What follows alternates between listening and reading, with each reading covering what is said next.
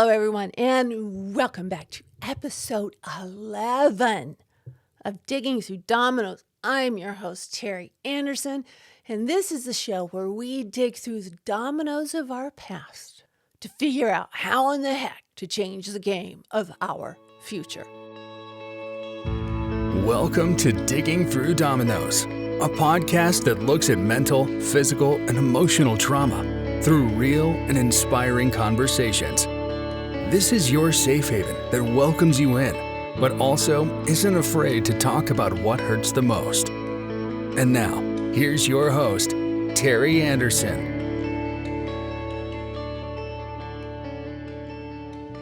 Today's episode is on a topic that I really hadn't thought about doing at this point until it hit me square in the face. I realized if I didn't do it now, I might lose some of the passion in trying to relay to you the way this works, at least with me.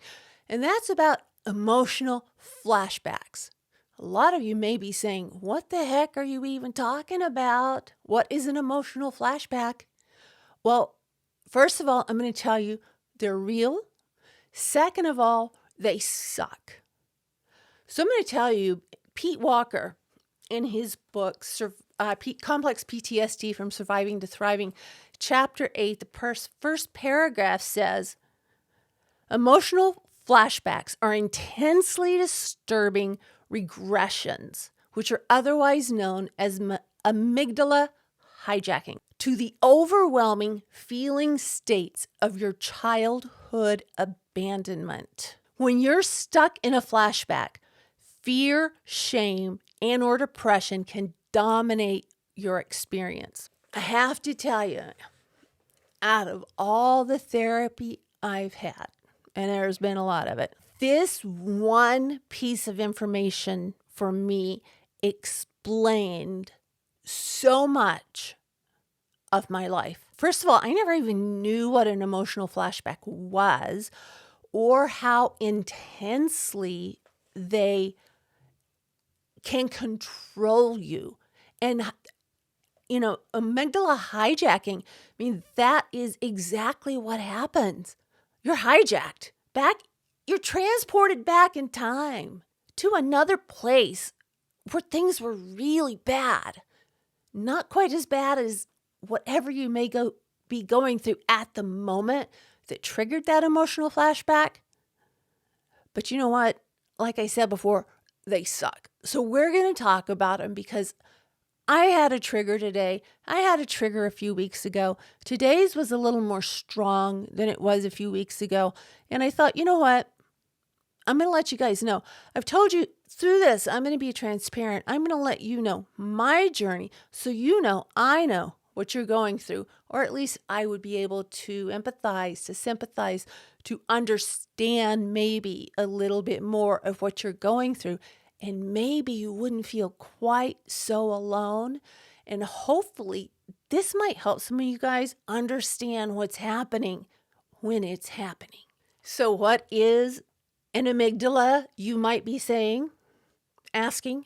The amygdala is a structure in the brain that controls emotions such as fear, sadness, aggression, and it prepares us for possible oncoming danger.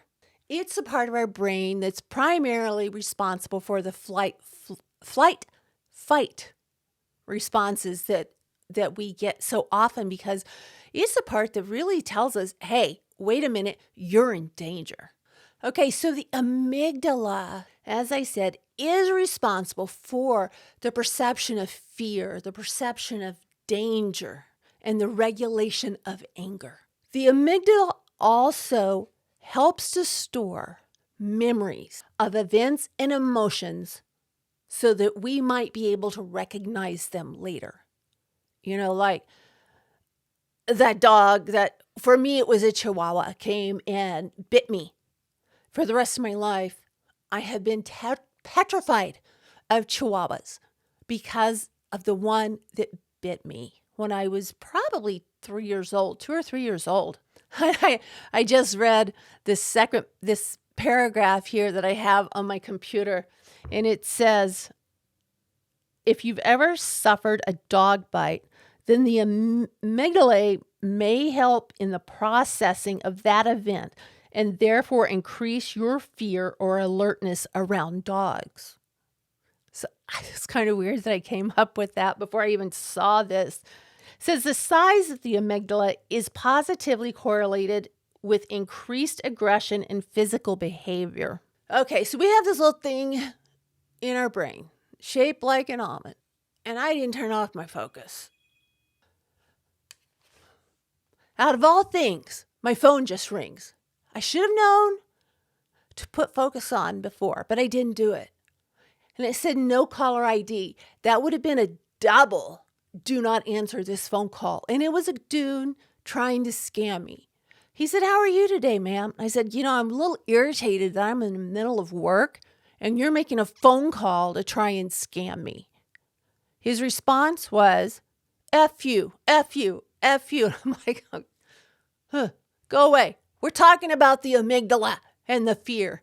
And I bet mine's going to be storing a little bit of anger for these phone calls. So knowing that the amygdala stores those memories of fear, those memories of trauma, so that we can recognize and be on the alert and really be out of there before the rest of our brain realizes what's going on, is really important.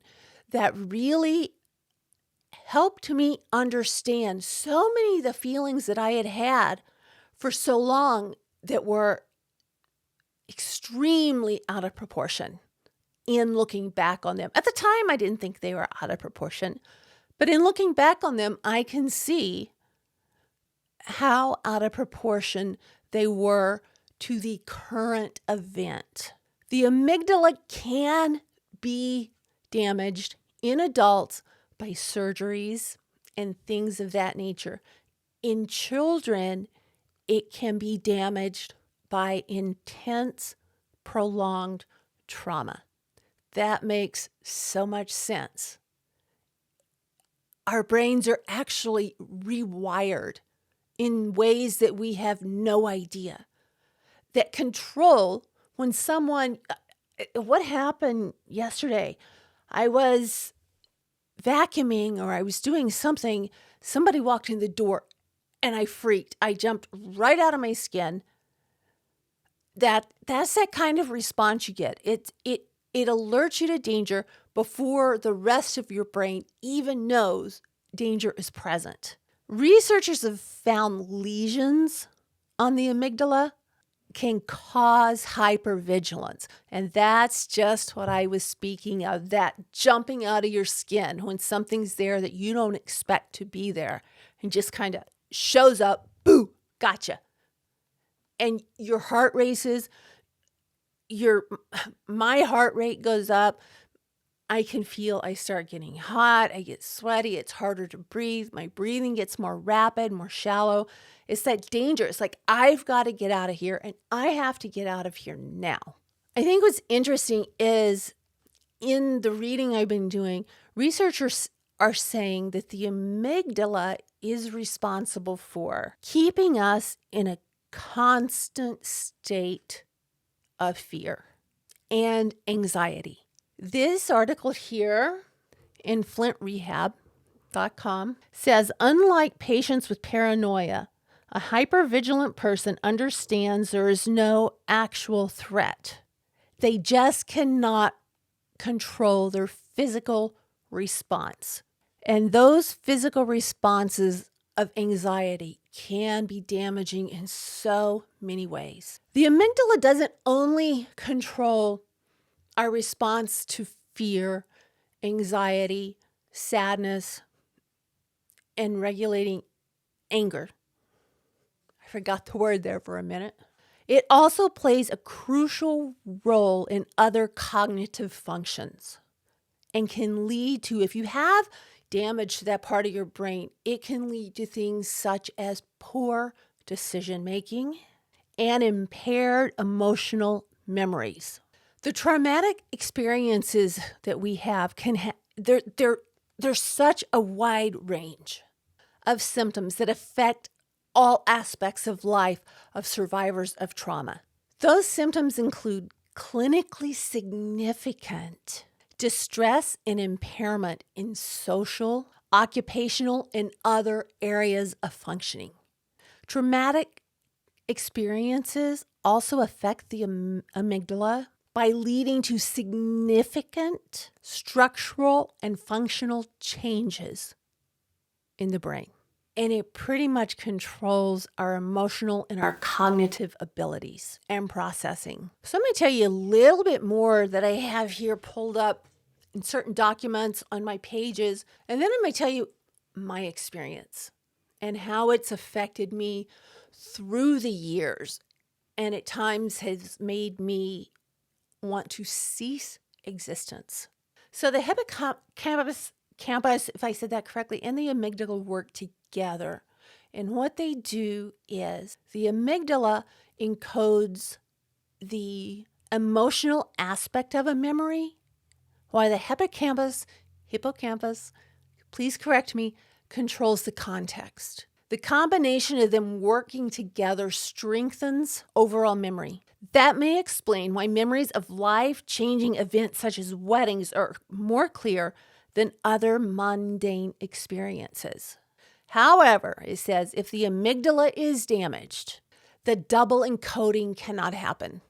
You cannot put the experience within the context, which makes a huge freaking deal.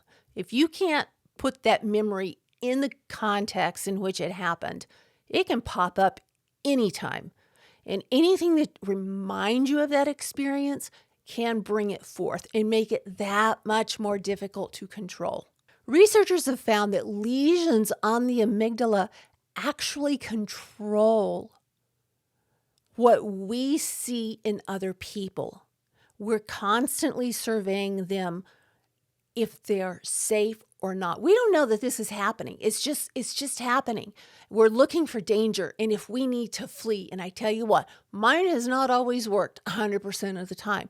Well, a lot less than that.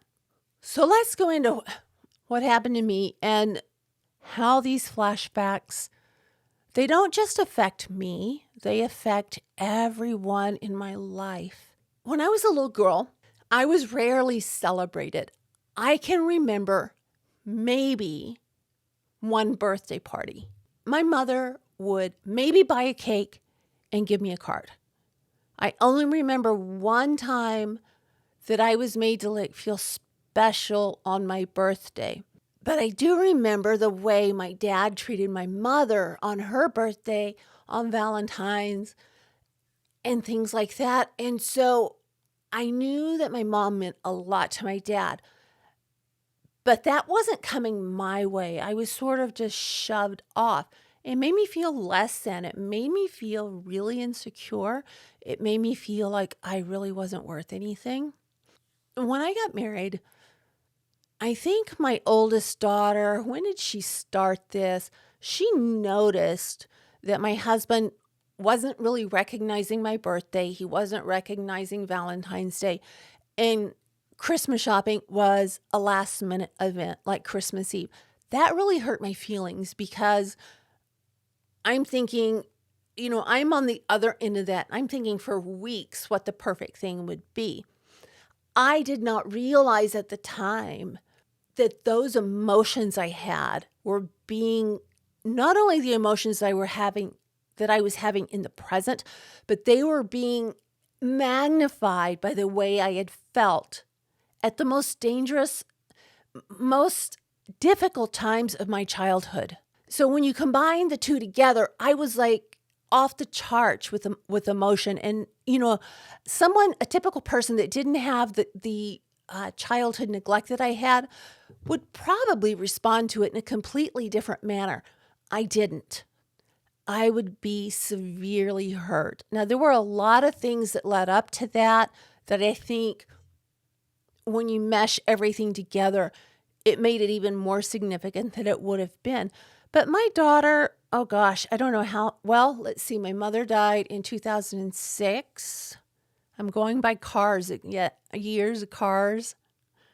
I had the Jaguar, and I think that's the first year my daughter did it. She recognized that things weren't happening, and she was recognizing I was feeling left out. I was feeling alone. Here I was dealing with 8 kids, my grandson, all of the friends, everything that was going on. And mom was being left out. Here on Mother's Day, here on my birthday, it hit me hard. My oldest daughter recognized that. And what she would do, she would decorate my car, get balloons, buy a cake. She would have these really cute little gifts that she would give me. And she did this for years because she knew there was something missing in me. She knew how it affected me. I don't think she knew then about my childhood in the way that I was treated then, but she could see what was going on in the household, and it would send me into a really deep depression. And it is in those times that I felt I wasn't worth anything, and actually taking another breath of air might be stealing it from another person. Because if I wasn't worth anything, why be here? So she did all of this stuff for me. And then on my 47th birthday, she did something really amazing. And she, I've got to hand it to the girl. She and I have not spoken in a while, but she really went just all out. She went all out. It was on my 47th birthday, and people started showing up, like, that lived out of state. My brother, and then my other brother, my aunts. We went to I didn't know that they were planning a surprise party, and we had a motorcycle event to go to, and I kind of had a feeling something was up, but I wasn't sure. So we went to this motorcycle event. My sister-in-law said she wasn't feeling well and she really needed to get home. And I'm like, but we just got here.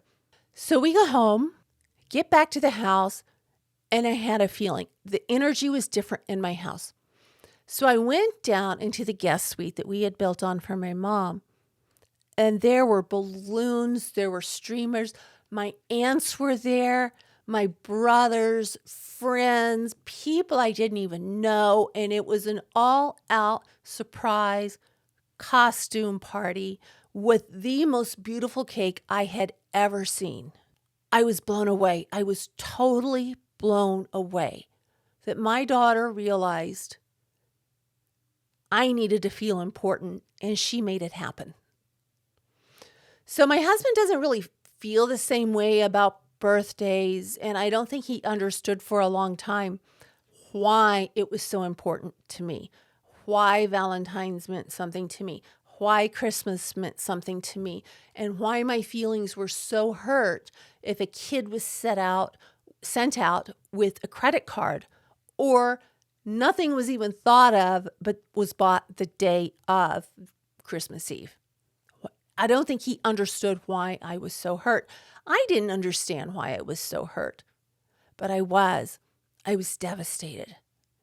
And it was all of those memories from childhood telling me I wasn't worth it. And they were hitting me hot and furious.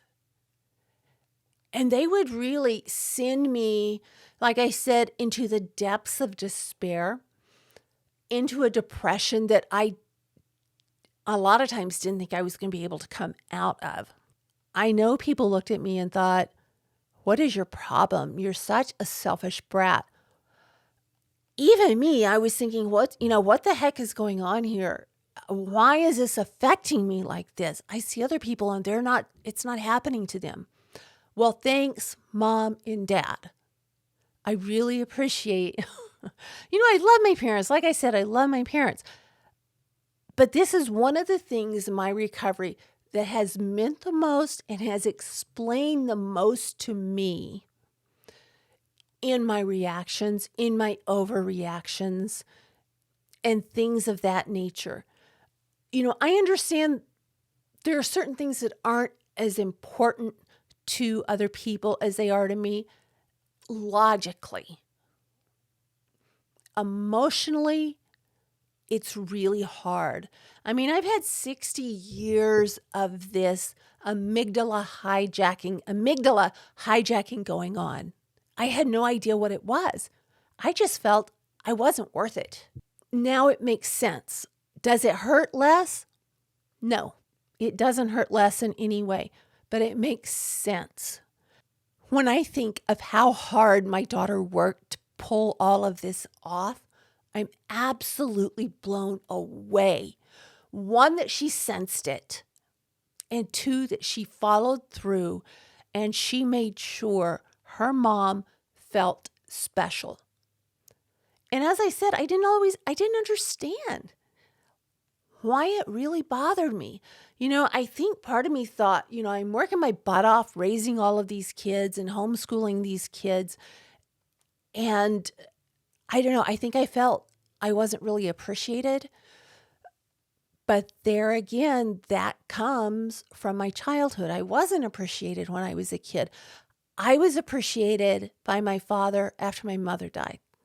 Very appreciated. As a matter of fact, after my mother died, my dad and I built this incredible relationship.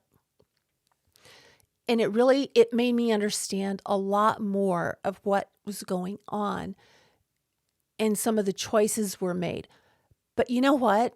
That trauma is still imprinted on my soul. It's still imprinted in my amygdala.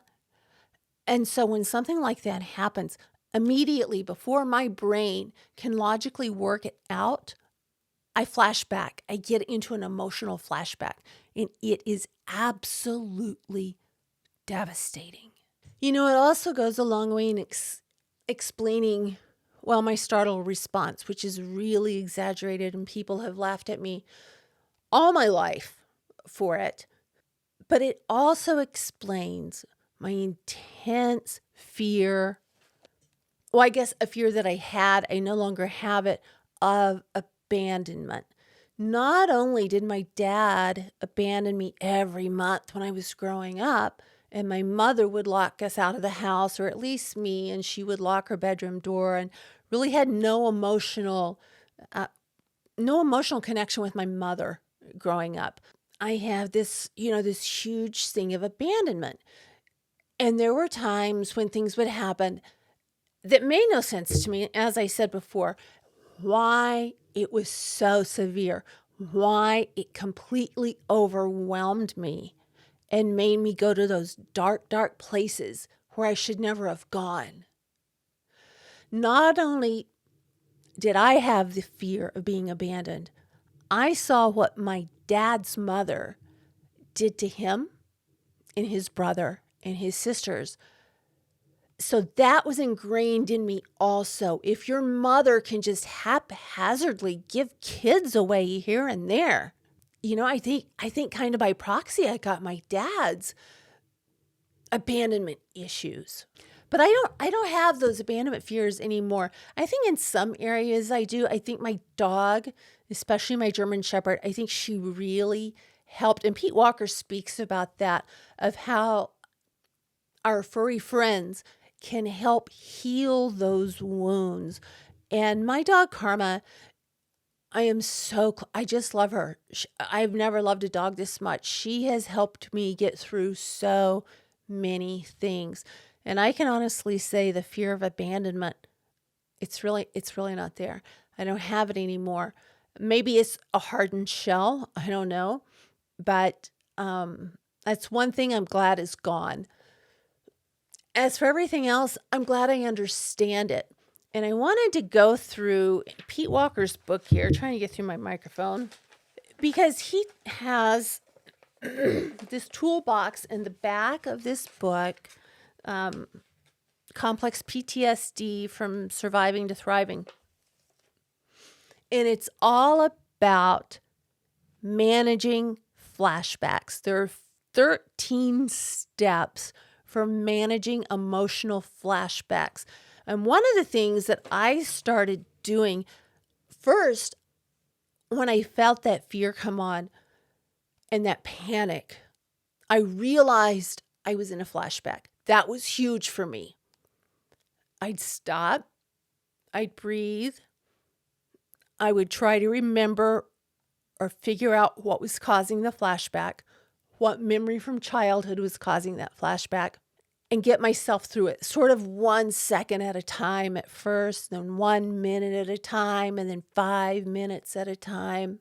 And then I started doing which I always thought was kind of hokey because I don't know. I think that was something else my dad instilled in me, is just the fear of feeling stupid. That's still with me. I mean, the fear of feeling stupid is still with me big, big, big, big time. But to talk to a little girl that's not there, but she is there because she's in me, and try and calm her down. Get her through that fear. Get her through that time that she's going to be safe, and reparent, if you will, myself. I haven't got through all of that in these books, and hopefully I will, but that's something that's really helped a lot. And I wanted to go through some of these things that Pete Walker speaks about, because I think you guys are going to find it really, really helpful. At least I have.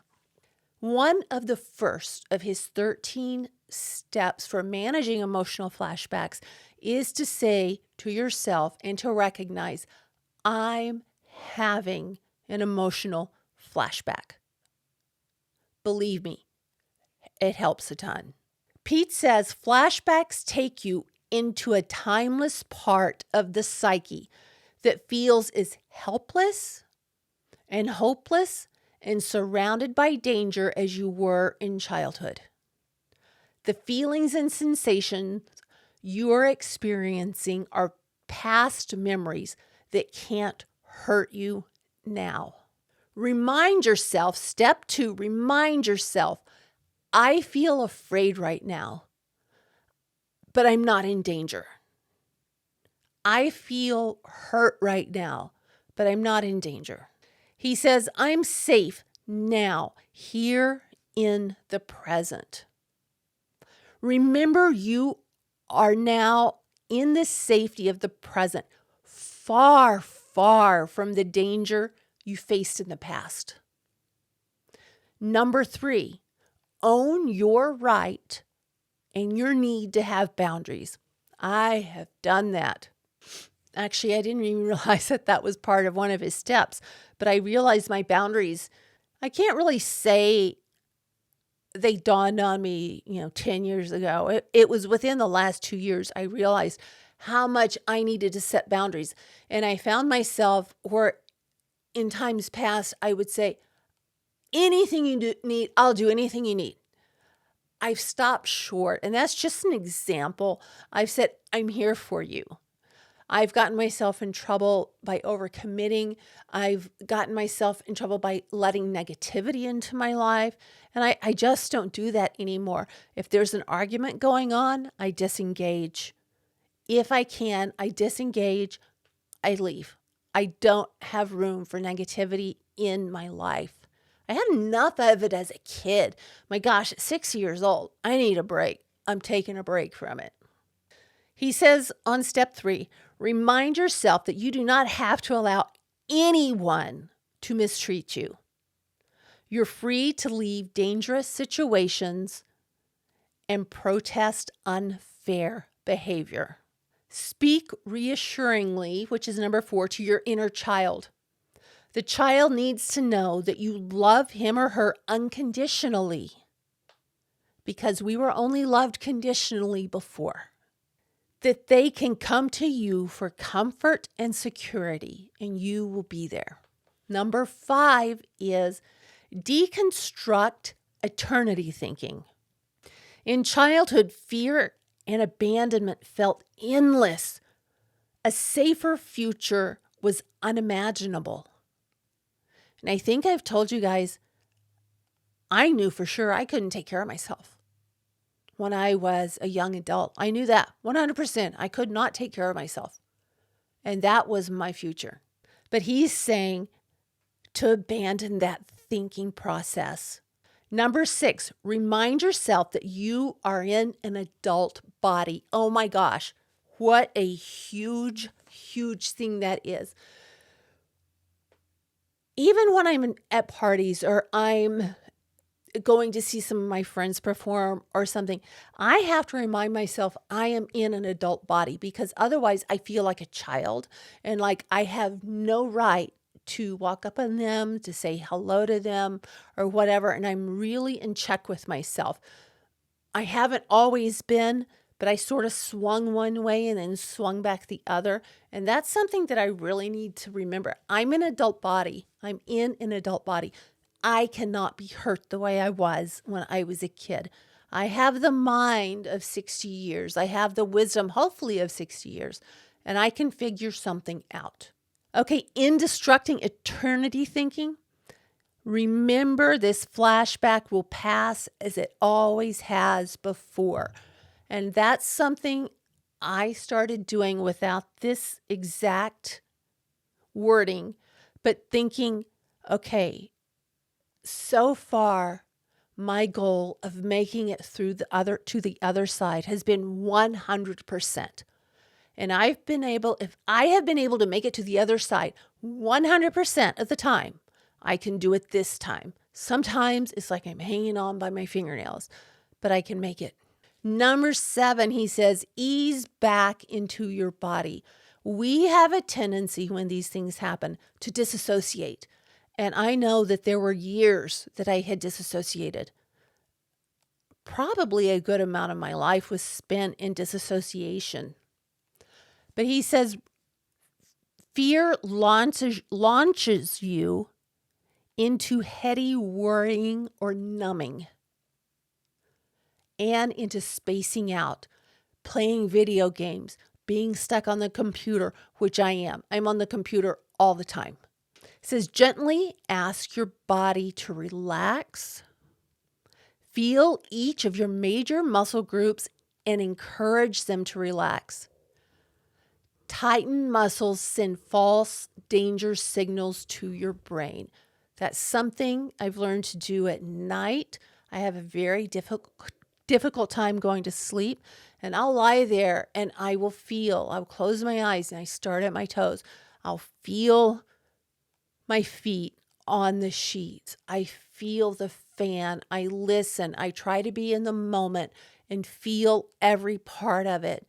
And that really brings me back into my body. It helps me to stop worrying so much.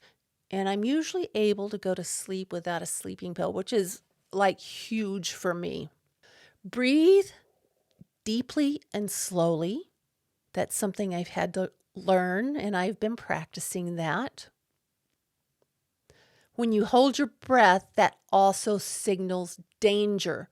So that's going to just intensify what you're feeling if you're holding your breath. Slow down. When you rush, it presses your brain's flight, fight button.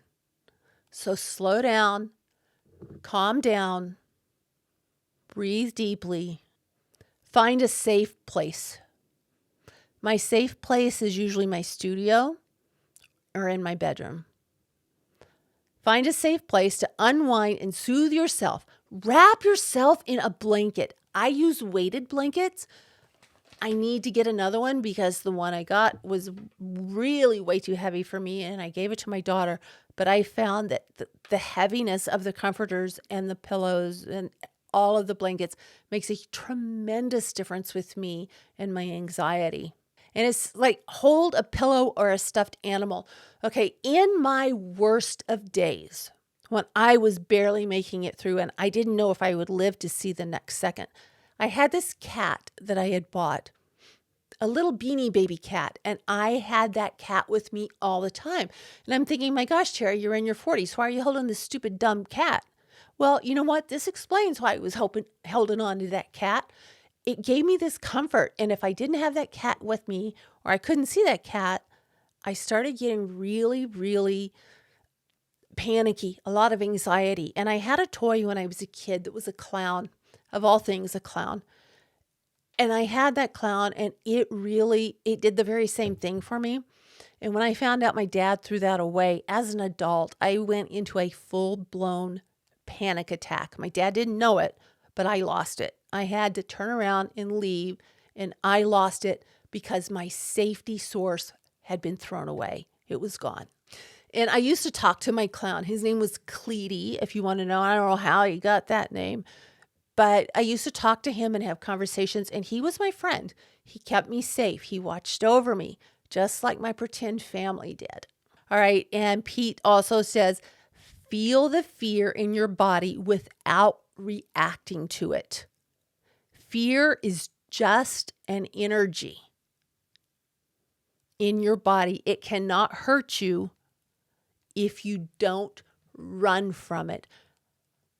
I have never heard that before. That makes huge sense. And I tell you, that's something I'm going to use. Fear is just an energy. Wow. Right now, that's a pretty profound moment for me to realize that. Because fear always held the trigger on me. But if I can relegate it to just an energy, that's a whole lot easier than seeing talons gripping me. His number 8 is resist the inner critics, drasticizing and catastrophizing. I can't say that. You know what I'm talking about. Okay.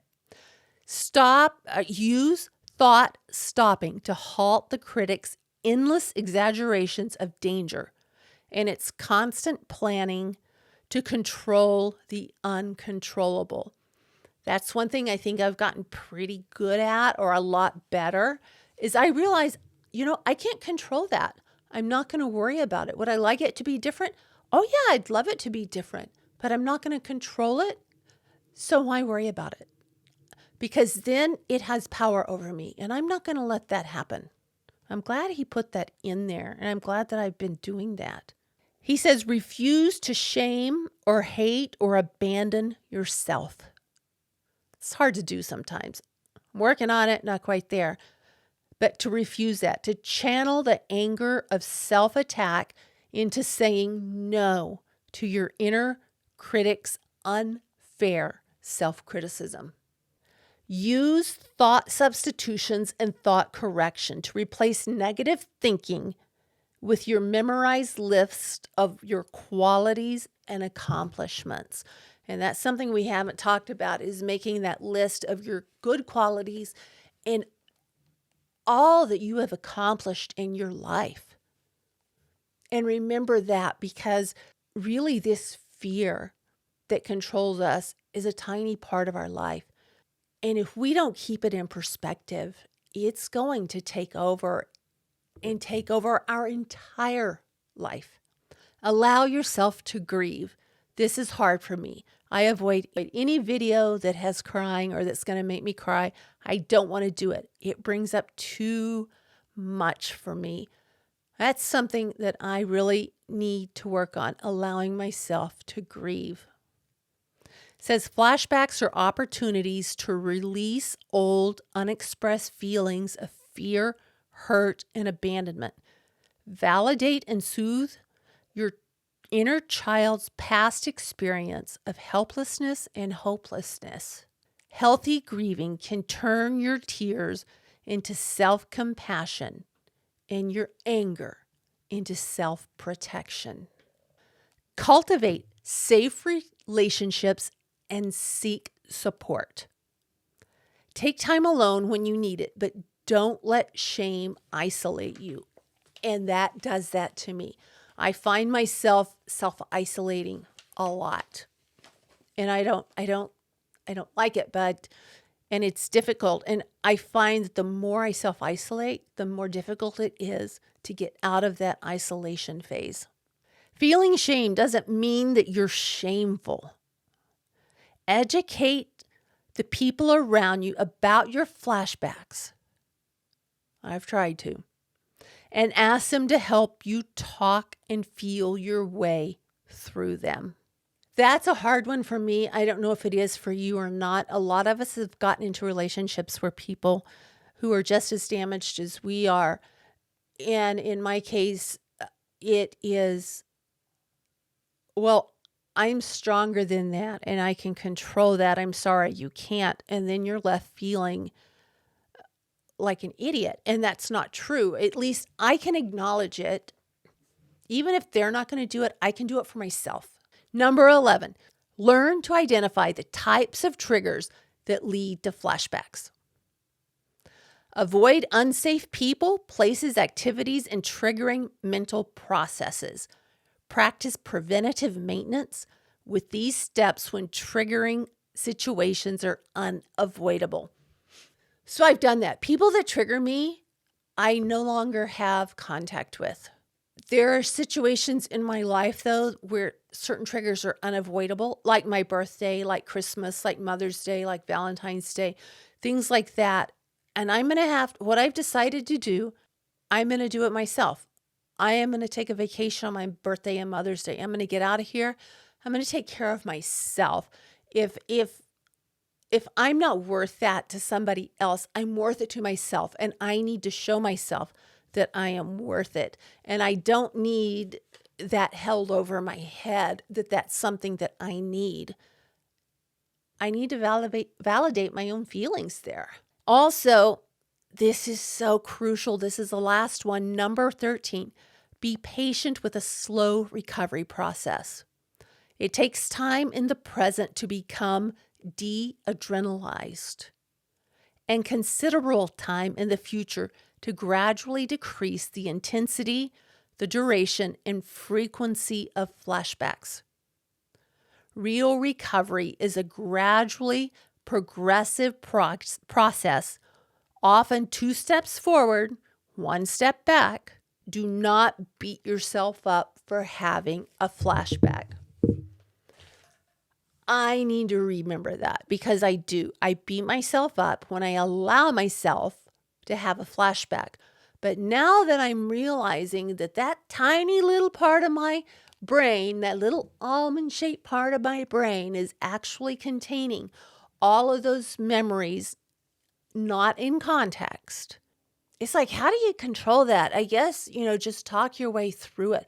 But I can see so much progress. I had therapy today with my psychiatrist who I see once a month. And he was talking about that he can gradually see me getting better and better and better with the steps that I'm taking to take care of myself instead of having to have someone else take care of me. He can see my progression, and that was amazing. That was amazing to hear. So yeah, recovery is a slow process.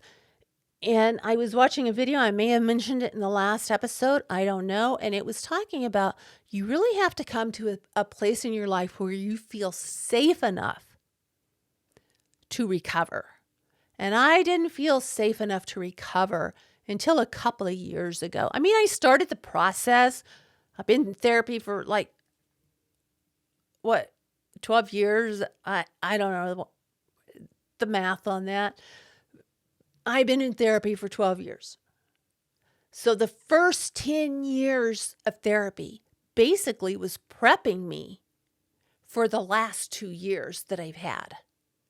And I feel now, before I felt like every session I didn't want to be there, that I was dumping my problems on them.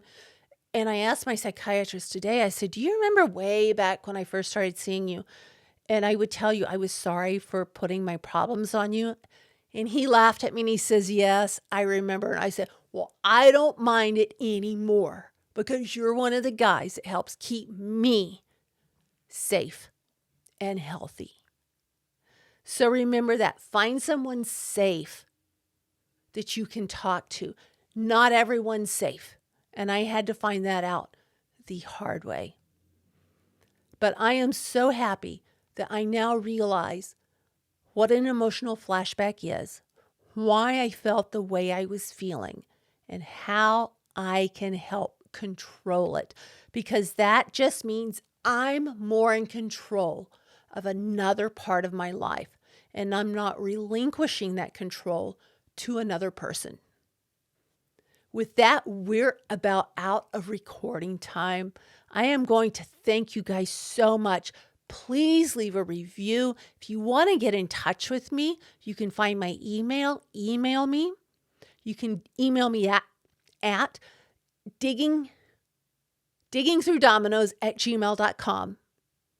You can find my other emails on either my YouTube sites, and I believe it's also on my podcast platforms. I would love it if you would share. I hope that you get something out of the stuff that I've gone through, because my goal is for you not to have to go through everything I did, and to have a happier, much more conflict-free life. Until next week, guys, I'll talk to you then. Thank you for listening to Digging Through Dominoes. Make sure you subscribe so you don't miss any future episodes. In the meantime, connect with Teri on Facebook and Instagram at Digging Through Dominoes, on Twitter at Digging Dominoes, and online at diggingthroughdominoes.com.